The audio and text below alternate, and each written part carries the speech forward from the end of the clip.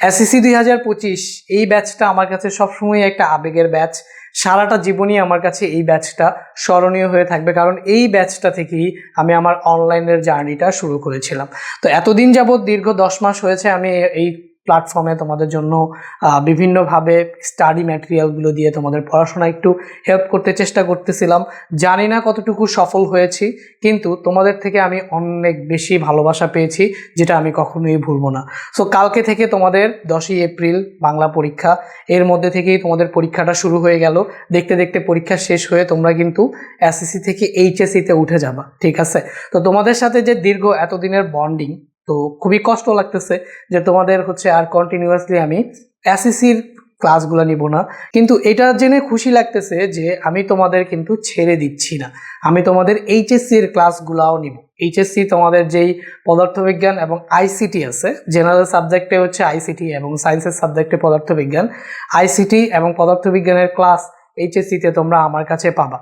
তোমাদের পরীক্ষাটা শেষ হওয়ার সাথে সাথেই এই দুইটা সাবজেক্টের ক্লাস কিন্তু আমি তোমাদের নেওয়া শুরু করে দিব। জেনারেল সাবজেক্টে আইসিটি এবং সায়েন্স গ্রুপের যারা আছো তাদের জন্য আইসিটি এবং ফিজিক্স, ঠিক আছে?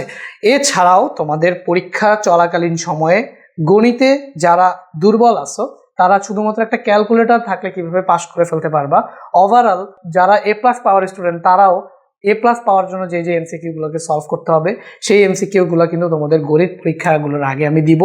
ইংলিশে যাদের অবস্থা খুবই দুর্বল, ঠিক আছে, ইংলিশে যাদের অবস্থা খুবই দুর্বল, আমি যদিও ইংলিশ পড়াই না, কিন্তু আমি তোমাদের কিছু সাজেশন দিব, কিছু পিডিএফ লিঙ্ক দিব রিটেন পার্টের জন্য, এবং রিডিং পার্টে তোমরা কিভাবে শর্টকাটে মার্ক পাইতে পারো। মোট কথা ইংলিশে পাস করার জন্য যে সাজেশন, সেই সাজেশনের ক্লাসগুলো দিব।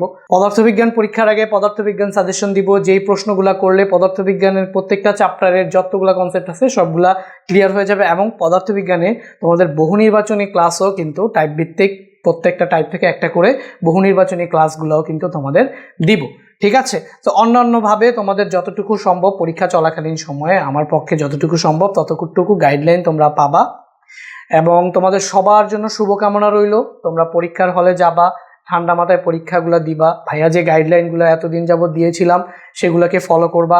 অন্যান্য যে ভাইয়ারা আছে তাদের থেকে যে গাইডলাইনগুলো পাইছো সবগুলোকে কম্বাইন করে অনেক সুন্দর এবং সুষ্ঠু একটা পরীক্ষা তুমি দিবা, সেটাই আমার কামনা। তোমাদের সকলের জন্য শুভকামনা।